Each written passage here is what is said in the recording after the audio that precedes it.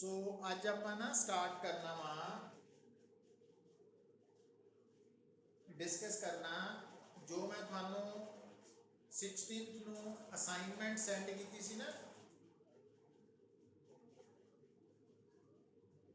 16th of October वाली assignment है। If A spherical ball rolls on a table without slipping, Pavneet Yes, sir. तो assignment के questions आज try करने पुत आपां है असाइनमेंट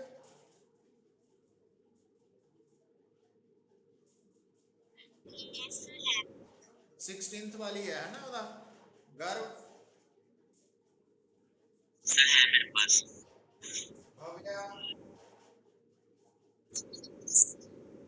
हाँ तो मैं ग्रुप च अपलोड की सी 16th नू वो वाली आज ट्राई करनी है।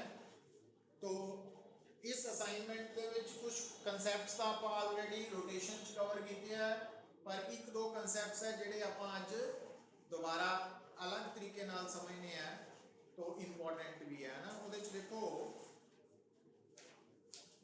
क्वेश्चन नंबर 1 देखो बेटा, if A spherical ball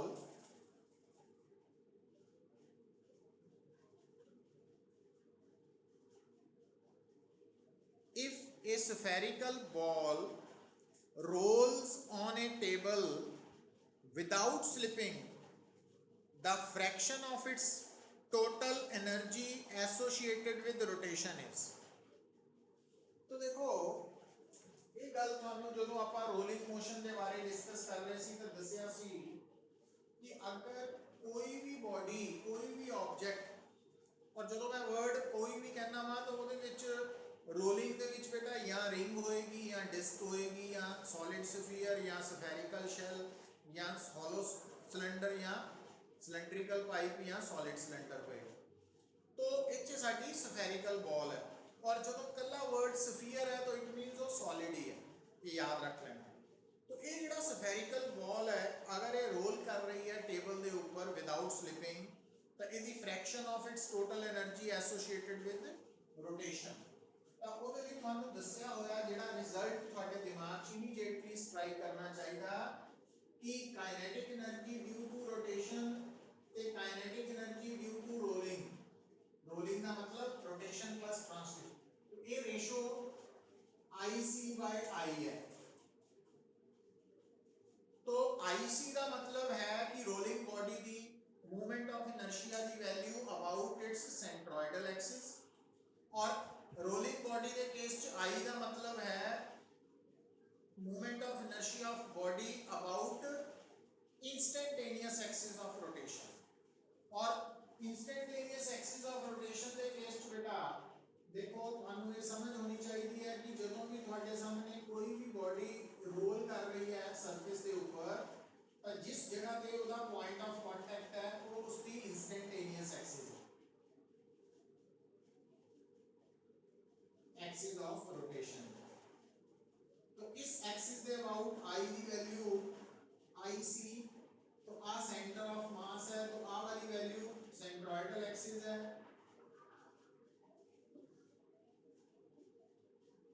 plus mr²। m मेरा मास है तो r इसका रेडियस है। और स्फीयर होने करके बेटा IC है 2/5 mr²।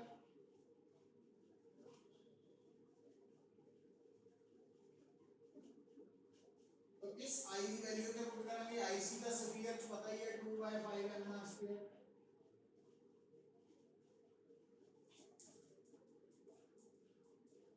तो ਤੁਹਾਡਾ आंसर 2/7 आ जाएगा।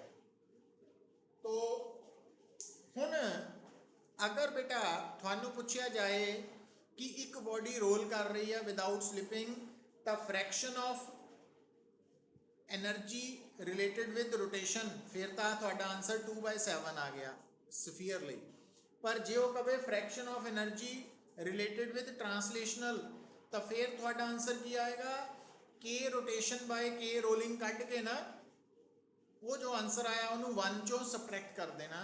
तो मतलब अगर ये रिजल्ट एक तरह का रिवीजन ही है कि अगर k translational over k rolling करनी है तो 1 minus k rotation over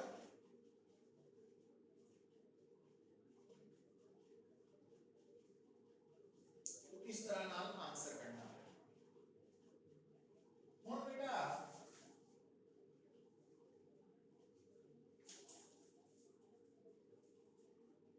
clear हुई है गल?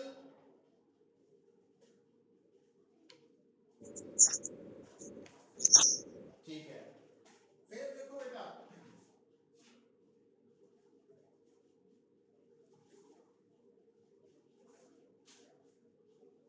नेक्स्ट है the speed of, second question, the speed of a homogeneous solid sphere after rolling down an inclined plane of vertical height from rest without sliding is। मेरी गल सुनो पुत्र,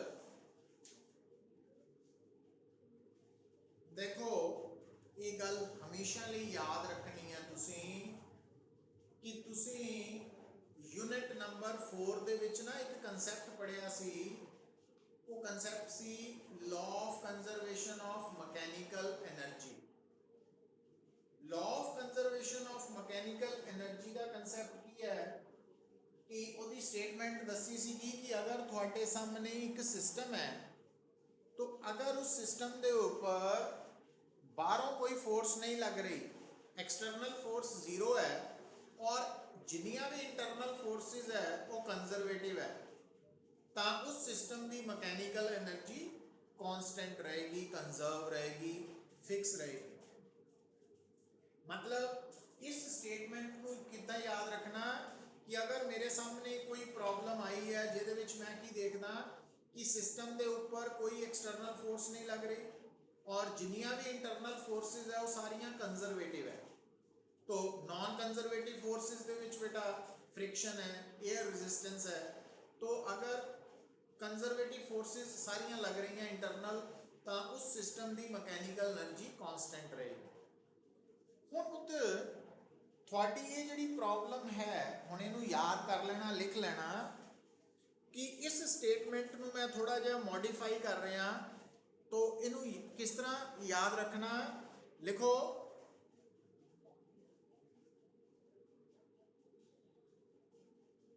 mechanical energy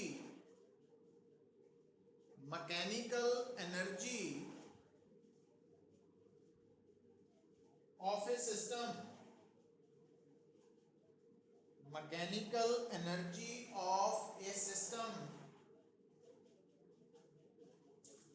will remain, mechanical energy of a system will remain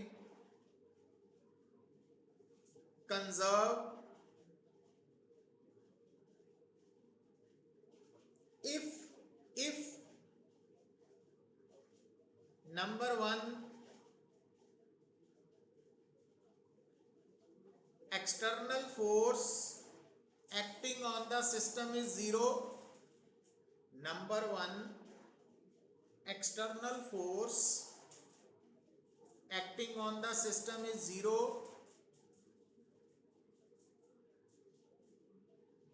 number 2 either all the internal forces are conservative,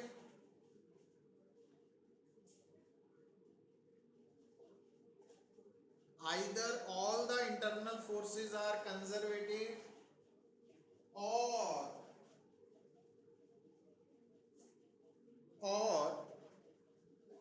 if internal force is conservative, if internal force is non-conservative,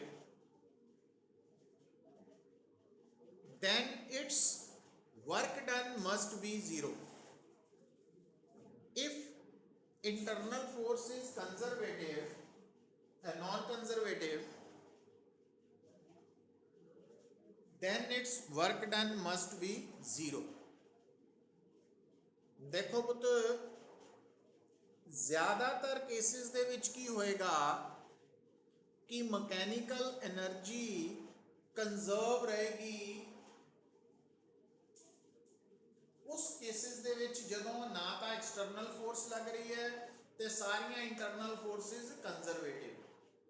ਪਰ rolling without slipping, rolling without slipping ਦੇ ਵਿੱਚ ਤੁਸੀਂ ਕੀ ਦੇਖਦੇ ਆ, ਜਦੋਂ ਕੋਈ ਵੀ body role ਕਰਦੀ ਹੈ ਵਿਦਆਊਟ ਸਲਿਪਿੰਗ ਤਾਂ at the point of contact, तो ਸਰਫੇਸ ਦੇ ਨਾਲ ਜਿੱਥੇ ਬੋਡੀ ਕੰਟੈਕਟ 'ਚ ਹੈ ਉਸ ਪੁਆਇੰਟ ਤੇ ਫ੍ਰਿਕਸ਼ਨਲ ਫੋਰਸ ਲੱਗ ਰਹੀ ਹੈ, ਸਟੈਟਿਕ ਫ੍ਰਿਕਸ਼ਨ। ਪਰ ਚਾਹੇ ਫ੍ਰਿਕਸ਼ਨ ਲੱਗ ਰਹੀ ਹੈ, ਨॉन ਕੰਜ਼ਰਵੇਟਿਵ ਫੋਰਸ ਹੈ, ਪਰ ਕਿਉਂਕਿ ਬੇਟਾ ਰੋਲਿੰਗ ਵਿਦਆਊਟ ਸਲਿਪਿੰਗ ਦੇ ਵਿੱਚ ਅਸੀਂ ਕੀ ਦੇਖਦੇ ਹਾਂ ਕਿ ਜਿਹੜਾ ਪੁਆਇੰਟ ਆਫ ਕੰਟੈਕਟ ਹੈ that remains stationary with respect to surface। ਜਿਹੜਾ ਪੁਆਇੰਟ ਆਫ ਕੰਟੈਕਟ ਹੈ ਕਿਉਂਕਿ ਉਹ ਵਿਦਆਊਟ ਸਲਿਪਿੰਗ ਦੇ ਕੇਸ ਦੇ ਵਿੱਚ ਰੈਸਟ ਤੇ ਹੈ ਵਿਦ ਰਿਸਪੈਕਟ ਟੂ ਸਰਫੇਸ, तो ਉਹਦੀ डिस्प्लेसमेंट जीरो है। तो अगर फोर्स है बट डिस्प्लेसमेंट नहीं है तो वर्क डन की होंगे फोर्स ते डिस्प्लेसमेंट का प्रोडक्ट, डॉट प्रोडक्ट। तो अगर फोर्स है बट डिस्प्लेसमेंट नहीं है तो वर्क डन जीरो हो जाएगा। सो कहने का मतलब है कि तुसी अंडरलाइन करके की लिख लेना बेटा, ये रिजल्ट याद रख लेना कि when ever an object is rolling without slipping,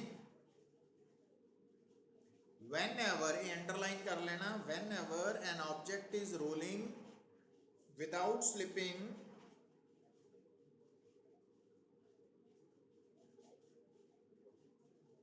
although non-conservative force friction is existing, but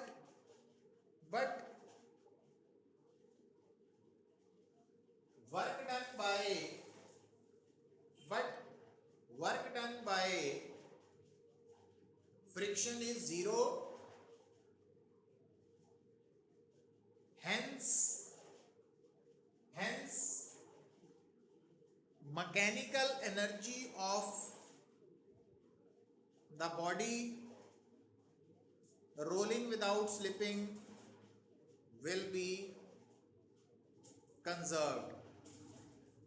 Hence mechanical energy of the body rolling without slipping will be conserved।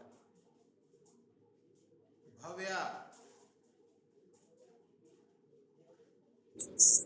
समझ आ भी रही है कुछ? गर्व,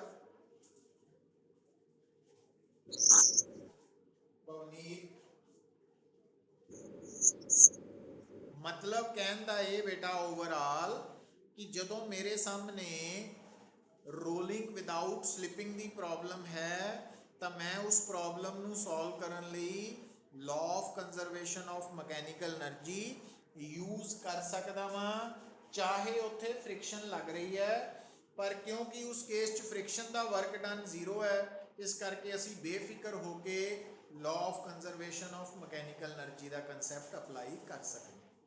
तो हुण वापस आप आने हैं क्वेश्चन नंबर 2 ते पुत्र 2 ते थानू की दस्या गया कि एक रफ इंक्लाइंड प्लेन है, तो इस इंक्लाइंड प्लेन के ऊपर एक बॉडी जिहड़ी है वो अगर रोल करती हुई विदाउट स्लिपिंग नीचे आ रही है तो आप इस बॉडी की वेलोसिटी निकालनी है। और एक गल भी थानू मैं बार बार दस रहा, जो भी थानू कोई कहे calculate the velocity of body, उसका मतलब उसके सेंटर ऑफ मास की वेलोसिटी। जो थानू कोई कहे कैलकुलेट एक्सेलरेशन ऑफ बॉडी तो उसके सेंटर ऑफ मास की एक्सेलरेशन। तो हुण पुत्र जदों ये बॉडी रोल करती हुई नीचे आ रही है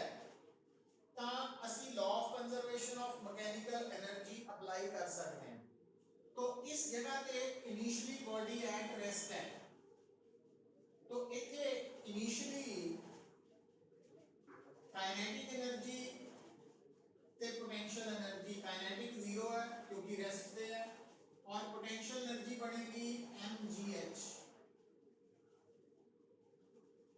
ਤੇ ਜਦੋਂ ਇਹੀ ਬੋਡੀ ਰੋਲ ਕਰਦੀ ਹੋਈ ਇੱਥੇ ਪਹੁੰਚੇਗੀ ਤਾਂ ਇਹਦੀ ਜਿਹੜੀ ਫਾਈਨਲ ਮਕੈਨੀਕਲ એનર્ਜੀ है, kinetic final plus potential energy final, तो काइनेटिक एनर्जी की हो जाएगी half I omega square plus potential energy 0। ਹੁਣ ਇੱਥੇ ਧਿਆਨ ਰੱਖਣਾ ਪੁੱਤ, तो ਇੱਥੇ ਜਦੋਂ ਬੋਡੀ ਰੋਲ ਕਰਦੀ ਹੋਈ ਨੀਚੇ ਆਏਗੀ ਤਾਂ ਤੁਸੀਂ ਉਹਦੀ ਜਿਹੜੀ ਮਕੈਨੀਕਲ એનર્ਜੀ ਦੀ ਕਾਈਨੈਟਿਕ એનર્ਜੀ ਕੱਢਣੀ ਹੈ, ਉਹ kinetic energy due to rolling motion ਕੱਢਣੀ ਹੈ।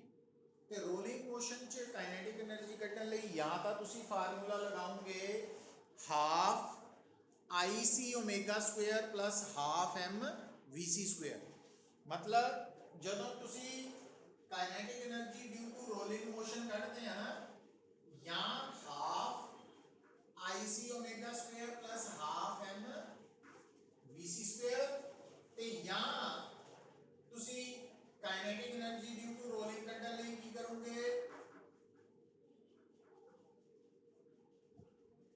ਜੇ ਤੁਸੀਂ ਆਹ ਫਾਰਮੂਲਾ ਲਗਾਓਗੇ ਤਾਂ ਇਹਦੇ ਵਿੱਚ I ਪਤਾ ਕਿਹੜਾ ਲੈਣਾ ਹੈ, रोलिंग बॉडी का movement of inertia about instantaneous axis.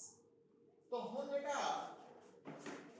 क्योंकि मैकेनिकल एनर्जी कंजर्व है, इस करके EI और EF बराबर है, तो it means mgh is equal to half I, और I की वैल्यू इतने स्फेरिकल बॉडी होने करके इन्हों ਆਪਾਂ ਲਵਾਂਗੇ 7/5 mr²। पिछले न्यूमेरिकल च दस्या सी, तो आ वैल्यू पुट करके ਅਸੀਂ बेटा ओमेगा ਕੱਢ ਸਕਦੇ ਹਾਂ, ਤੇ ਜੇ ओमेगा निकल आया तो ਤੁਹਾਨੂੰ पता ही है कि अगर रोलिंग विदाउट स्लिपिंग हो रही है स्टेशनरी सरफेस पे ਤਾਂ BC ਦੀ वैल्यू ਕੀ ਹੁੰਦੀ ਹੈ ओमेगा। तो आ ओमेगा इथों ਤਾਂ ਤੁਸੀਂ प्रॉपर आंसर निकाल सकते हैं। तो उम्मीद समझ आई।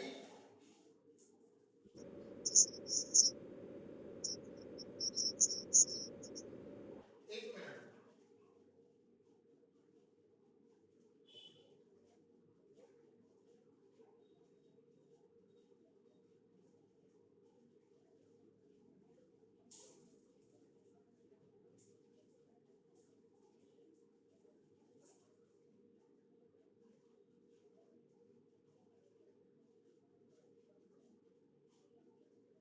ठीक है।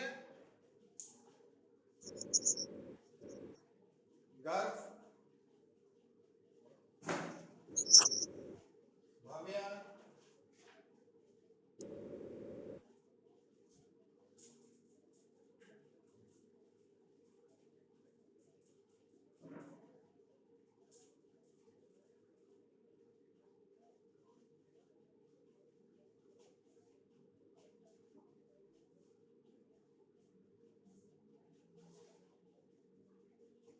नेक्स्ट बेटा देखो numerical number 3, a meter stick is held vertically with one end on the floor and is allowed to fall. The speed of the other end when it hits the floor, assuming that the end at the floor does not slip. तो ਇਹਦੇ ਨਾਲ ਦਾ question ਬੇਟਾ ਤੁਸੀਂ solve ਕੀਤਾ ਹੋਇਆ, ਯਾਦ ਆਇਆ ਕੁਛ ਕਿ ਆ ਤੁਹਾਡੇ ਸਾਹਮਣੇ ਇੱਕ रॉड है, आ फ्लोर है, तो आ रॉड फ्लोर पे लाई कर रही है, तो इस रॉड ने जो फ्लोर पे गिरना इदा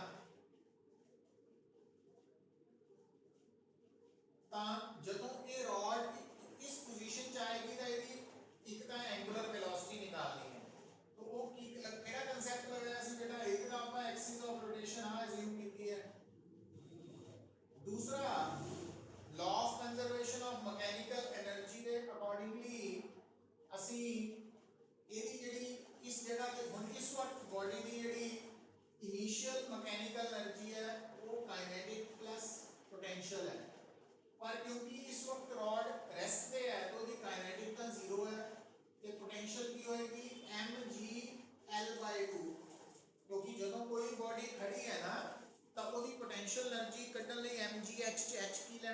सेंटर ऑफ मास की हाइट। तो इस रॉड की लेंथ बेटा क्योंकि L है तो ये सेंटर ऑफ मास की हाइट की हो गई L/2। और जो ये रॉड इस पोजीशन च आएगी तो ये फाइनल मैकेनिकल एनर्जी की होएगी। तो हुन इस वक्त इस रॉड की काइनेटिक एनर्जी है हाफ आई ओमेगा स्क्वायर और आई अपन केड़ी लेनी है इस रॉड का moment of inertia about this axis plus potential energy zero क्योंकि ये रेफरेंस लेवल पे आ गई ना इनु अपन रेफरेंस लेवल मान लिया। रेफरेंस लेवल का मतलब वो लेवल जेदे हर पॉइंट पे पोटेंशियल एनर्जी जीरो बनी जा सकती है बॉडी में तो वो जीरो हो गई। और बेटा क्योंकि मैकेनिकल एनर्जी कंजर्व है इस करके EI EF बराबर है mg L/2 is equal to half I और इतने क्योंकि एक्सिस ऑफ रोटेशन आ वाली है तो I के बराबर है 1/3 और अगली गल तो हम दसी भी सी दोबारा सुन लो रिवीजन ही है इंपॉर्टेंट बड़ा केस है कि ਜਦੋਂ भी ये रॉड फॉल करेगी तो ये हर पॉइंट की एंगुलर वेलोसिटी सेम होएगी पर हर पॉइंट की लीनियर वेलोसिटी सेम नहीं होनी। लीनियर वेलोसिटी जेड़े भी पॉइंट की कटनी है उस पॉइंट की एक्सिस ऑफ रोटेशन तो दूरी नोट करके उस डिस्टेंस नो एंगुलर वेलोसिटी नाल मल्टीप्लाई कर दें। मतलब जे दा तुसी इस रॉड की सेंटर ऑफ मास की वेलोसिटी कटनी है तो फिर तुसी ओमेगा नु L/2 ना मल्टीप्लाई करना। जे एंड दी कटनी है वेलोसिटी तो फिर ओमेगा नु तुसी L दे नाल मल्टीप्लाई करना। फॉलो कर रहे हैं बेटा?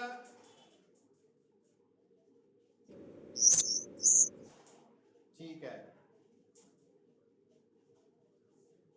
अच्छा हुन ਇਹਦੇ ਵਿੱਚ ਇੱਕ ਹੋਰ ਗੱਲ ਨੋਟ ਕਰ ਲਓ ਪੁੱਤਰ ਜਿੱਦਾਂ ਕਿ ਇਸ ਕੁਐਸਚਨ ਦੇ ਵਿੱਚ ਤੁਹਾਡੀ ਰॉड इस पोजीशन च है वर्टिकल पोजीशन च है और वो फॉल करके हॉरिजॉन्टल पोजीशन च आ गई तो ਇਹਦਾ उलट भी हो सकता।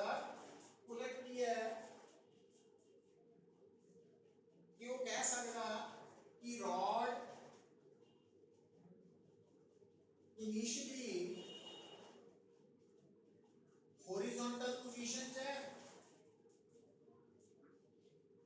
एकदम और एकदम गिरके इस पोजीशन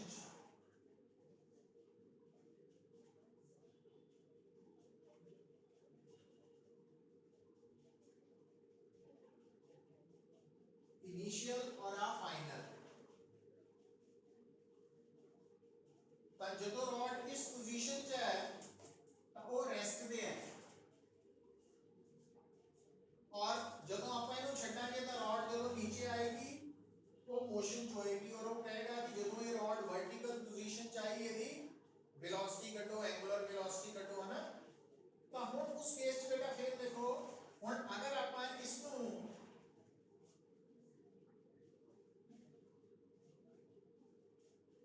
रेफरेंस लेवल मान लेते हैं तो रेफरेंस लेवल का मतलब है कि आज जी रॉड है इनिशियली ओदा जेड़ा सेंटर ऑफ मास है वो क्योंकि रेफरेंस लेवल के ऊपर है तो इनिशियली सेंटर ऑफ मास की रेफरेंस लेवल तो हाइट जीरो है तो इसका मतलब इस बॉडी की इनिशियल मैकेनिकल एनर्जी काइनेटिक भी जीरो है पोटेंशियल भी जीरो है। ते जदों ये रॉड नीचे आई इथे ता ਇਹਦਾ ਜਿਹੜਾ सेंटर ऑफ मास है वो रेफरेंस लेवल तो कितना नीचे है पुੱਤ L/2 ਤਾਂ क्योंकि ਹੁਣ ਇਹਦਾ ਜਿਹੜਾ सेंटर ऑफ मास है रेफरेंस लेवल तो नीचे है ऊपर नहीं है इस करके ਇਹਦੀ ਜਿਹੜੀ फाइनल पोटेंशियल एनर्जी है वो mg L/2 का है पर माइनस क्योंकि रेफरेंस लेवल तो नीचे है और काइनेटिक एनर्जी हाफ आई और आई की लेना पुत्र 1/3 ml स्क्वायर क्यों क्योंकि जेडी रॉड की एक्सिस ऑफ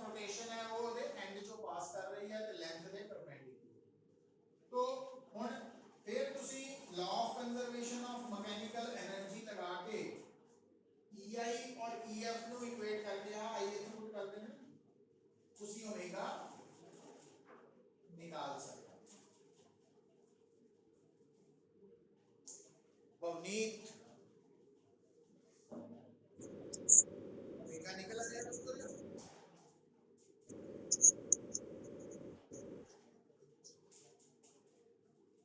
भव्या गर्भ निकालो फटाफट ओमेगा कितना आया देखो।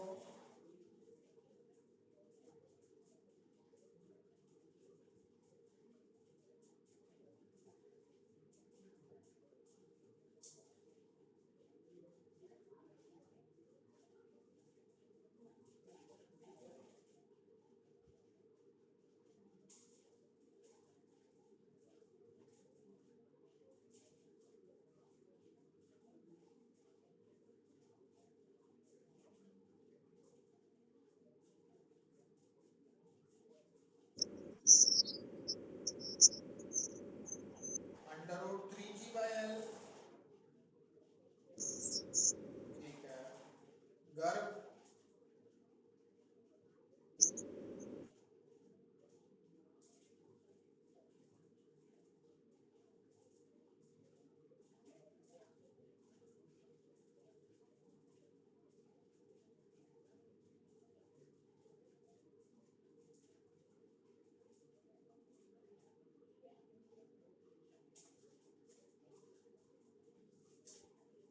भव्या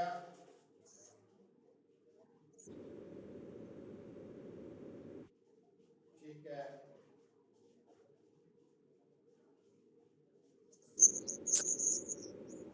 ठीक है सो ਹੁਣ बेटा ਜਿਹੜਾ क्वेश्चन नंबर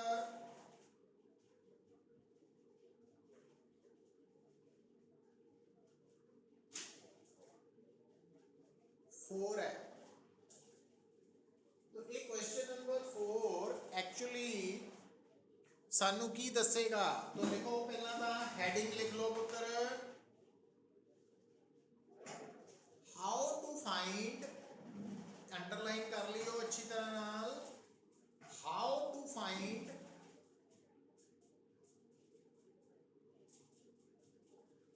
velocity of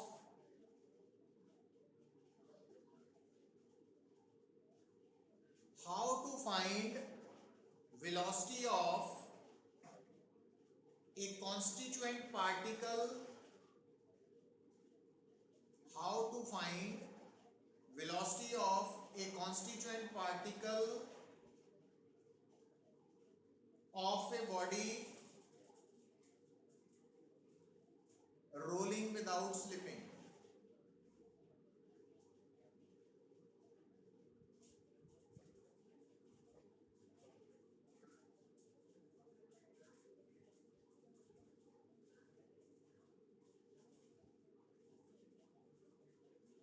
तो अगर बेटा थोड़े सामने एक बॉडी रोल कर रही है और आपा उस रोलिंग बॉडी के किसी भी पार्टिकल दी वेलोसिटी निकालनी है तो ਉਹਦਾ तरीका की है तो एक तो बेटा ਜਦੋਂ ਆਪਾਂ रोलिंग मोशन पढ़ रहे सी ਉਹਦੇ ਚ ਤੁਹਾਨੂੰ ਦੱਸਿਆ ਸੀਗਾ ਕਿ ਇੱਕ ਤਾਂ ਆਪਾਂ रोलिंग मोशन ਨੂੰ ਕੀ ਮੰਨ ਲੈਣਾ ट्रांसलेशनल ਤੇ रोटेशनल मोशन ਦਾ कॉम्बिनेशन ਤੇ हर पार्टिकल ਦੀ दो दो वेलोसिटी ਸੀਗੀਆਂ ਇੱਕ ਤਾਂ ट्रांसलेशनल मोशन करके हर पार्टिकल ਦੀ vc और दूसरी रोटेशनल मोशन करके ओमेगा आर ਤੇ ਉਹਨਾਂ ਦੋਨੋਂ वेलोसिटीज ਦਾ ਆਪਾਂ ਵੈਕਟਰ ਸਮ ਲੈ ਕੇ टोटल वेलोसिटी निकाल सकते हैं पर ਹੁਣ ਜਿਹੜਾ मैं मैथड समझाने लगा बेटा ਉਹਦੇ ਚ ਤੁਸੀਂ ਕੀ ਕਰਨਾ ਲਿਖੋ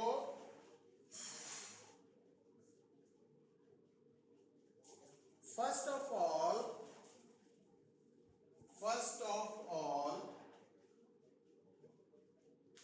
find the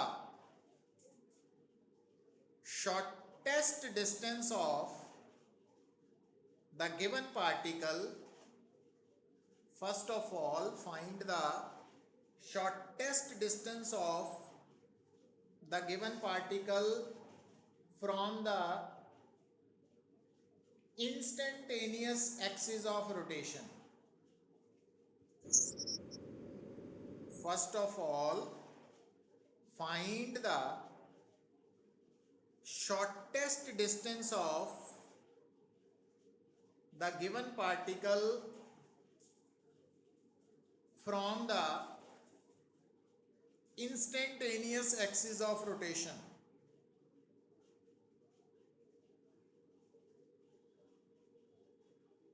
And then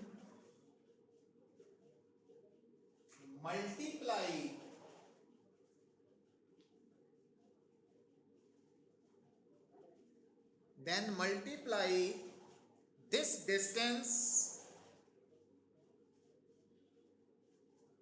with angular velocity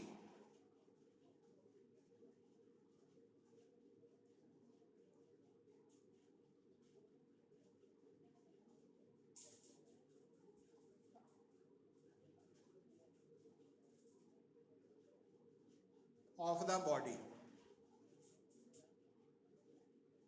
It will give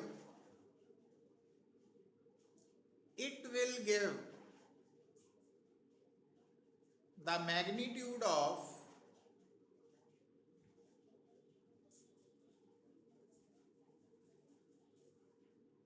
velocity of the particle.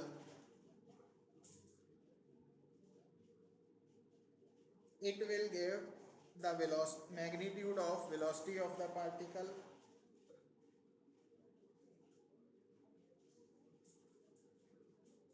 The direction of velocity of particle,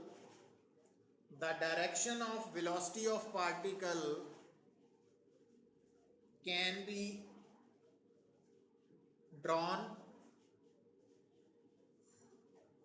The direction of velocity of particle can be drawn by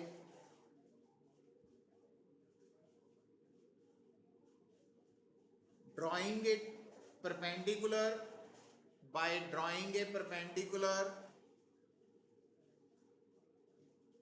to the line joining the particle and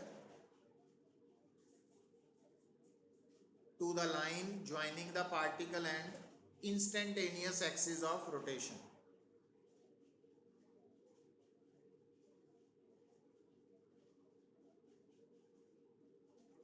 तो इस गल नूं बेटा मैं with example तुहानूं दसदा हां ना, नाले न्यूमेरिकल हो जाएगा